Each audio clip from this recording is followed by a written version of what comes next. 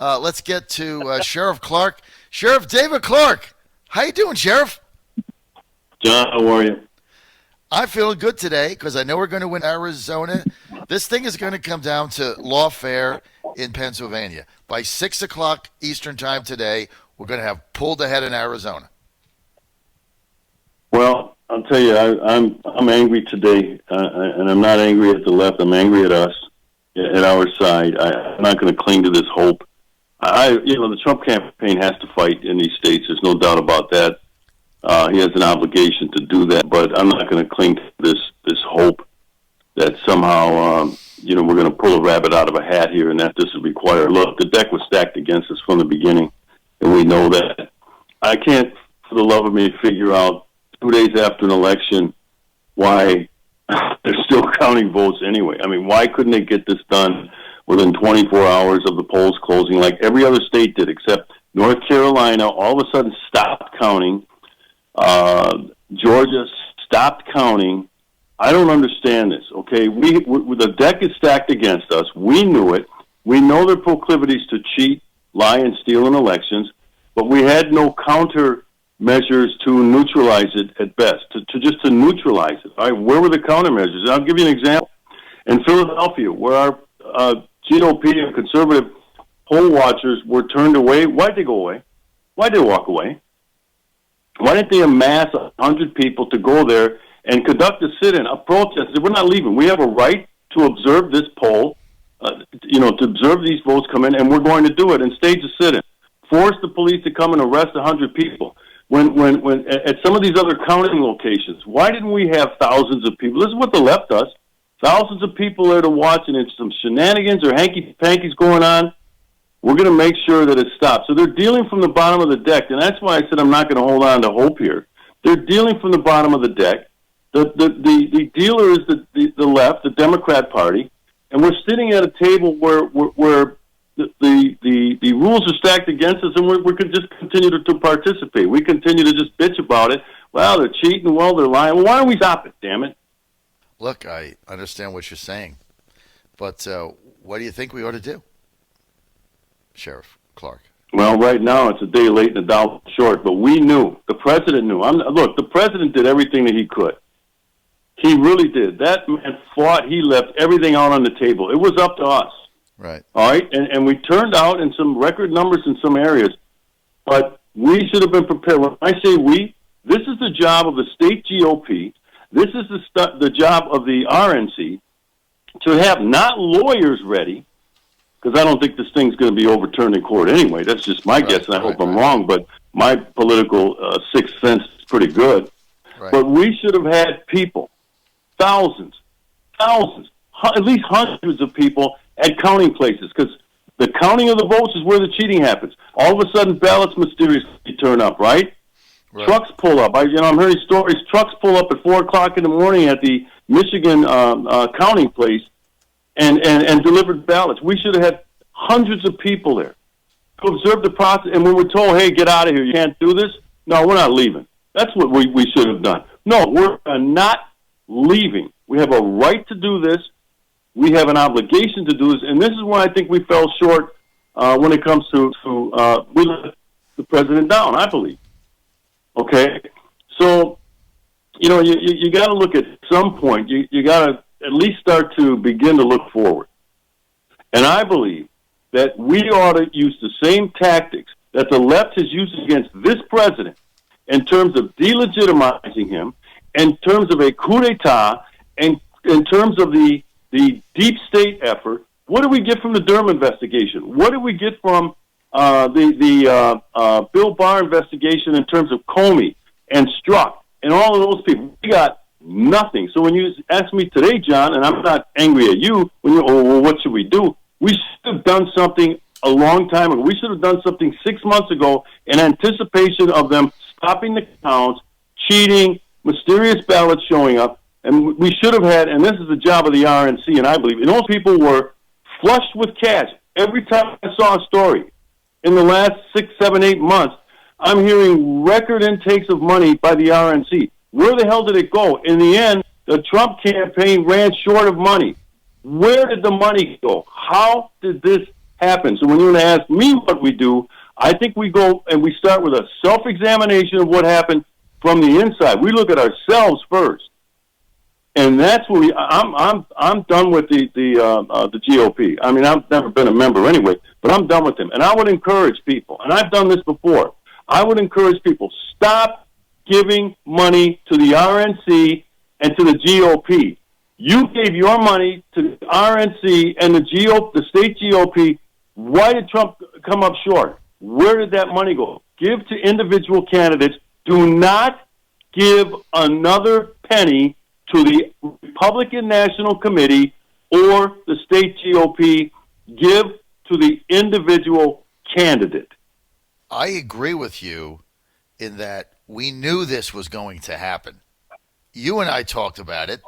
Bannon and I talked about it. Bannon's been talking about it for 7 months, right? And so have I. So we knew this was going to happen. We knew there were trucks were going to pull up with ballots. We knew there was going to be shenanigans. We knew in Lynchburg, Virginia, they were counting votes without Republicans. We sued them. We knew this was going to happen. You know, the fact that there was nobody in Detroit, and the fact that they went to Philadelphia. Here's what I have to agree with you 100%. When I saw them go into Philadelphia yesterday, I'm like, why didn't you have somebody there Saturday? I mean, why are you going today? Like, what, you didn't think this was going to happen? Trump said in Pennsylvania, they mailed these ballots out, that they were going to try to steal it. He said that 4 months ago, and so did I, and so did you and others. And certainly so did Bannon. So why are they sending Corey and Bossie and Pam Bondi and Giuliani there on a train at 12 o'clock on Wednesday? I mean, we should have been there last Friday, holed up in hotels.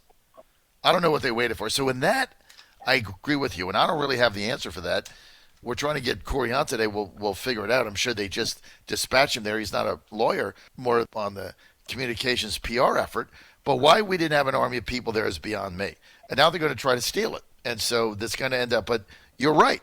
You know, and as far as where the money went, I really can't talk for the RNC. I know when the Trump raised, what, $1.4 billion or something, and we ran out of money at the end. And that shouldn't happen. A lot of it went, a big piece of that went to the investment in the ground game, which definitely showed up on Tuesday. It was the ground game, Sheriff, that made this thing competitive. We don't have that. We get blown out, and they win all the Senate seats, and you don't have a country. So the investment that the Trump campaign made in the ground game, which I heralded on my show and told you that it was going to be the reason we won, that paid off. But there was also a lot of money wasted in basically chasing suburban women in these soccer mom areas that they were just not going to vote for Orange Man no matter what you did. But look, these are decisions that Pascal made. Pascal got fired, right? So, they decided to put Stepien in there and focus on the ground game, which is what the original objective was anyway. So look, there's going to be an accounting for that. These PACs have to have an accounting, right? I mean, you got to look at the Las Avita PAC, $50-60 million. Where'd that money go? You got to look at that. Maybe it helped, maybe it didn't. I don't know. I haven't looked into it. You got to look at all these PACs and where did the money go? I mean, if you win, you're fine. When you lose, you got to ask questions, right? I mean, You played ball like me. I know you coached, I coached, but when we lost a basketball game that was competitive in a conference that I should have won the game, we got beat by 15. Soon as I went to bed, as soon as I got up early, and what did we do? We got the assistants together, and we broke down the tape. What happened, right? What game plan did we have? What fell apart? What didn't get executed? What dumb strategy didn't work? What personnel mistakes did we make? That's how you get better, dude. Yeah, but you also have to, and you know this, you have to get better at the preparation. The before game strategy counts. Sure, you break it down, you break down the tape, and you look where some of the shortcomings were. But what I'm seeing too often on our side is all we do is bitch and whine after. We bitch about Twitter. We bitch about big tech. We bitch about the liberal media and how they're unfair. We know this. But where was, a lot of money went into the ground game, and the ground game appears to be successful. But we knew going in that the cheating was going to be could be the thing that Ballot was going to be, could be the thing that broke our back. Why didn't they spend some of that money on a effort to counter and neutralize the cheating when the mail-in ballot started, when the mail-in voting started in some of these states, and they used COVID as an excuse? What did we do? We went to court, okay, and we lost in court. Then we should have done what I believe we should have done. We should have engaged in some of the tactics they were. Look, I'm not going to sit at a poker table knowing people are cheating, and I'm just going to sit there and shrug my shoulder. Wow, they're cheating. Yeah, no wonder they won that hand. They're cheating. No, you got to do something about it. Why should we engage? We have to get rid of the selfishness about some of the tactics that we're going to have to use in order to counter cheating. You don't counter cheating by going to court. Mm-hmm. So I'm not telling people that they need to cheat. We should have ballot harvested. When we knew that mail-in was going to be in some of these swing states, and it was new, the mail-in, and we knew they were engaging in ballot harvesting, why didn't we ballot harvest? We didn't do ballot harvesting. Why? Because we don't agree with it.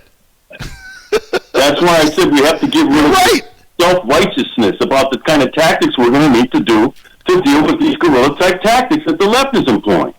All right. We got to get rid of this Pollyannish, view of, well, we don't do that sort of thing. Well, that's why I gave the analogy. I'm not sitting at a poker table knowing people are cheating, and I'm just going to sit there. Well, I'm not going to cheat because it's not what we do. Well, get up from the damn table. Go to a different table. Sheriff's fired up today. Sheriff wants to know, where's our ballot harvesting? You know what? That is the best question of the month. Where's our ballot harvesting?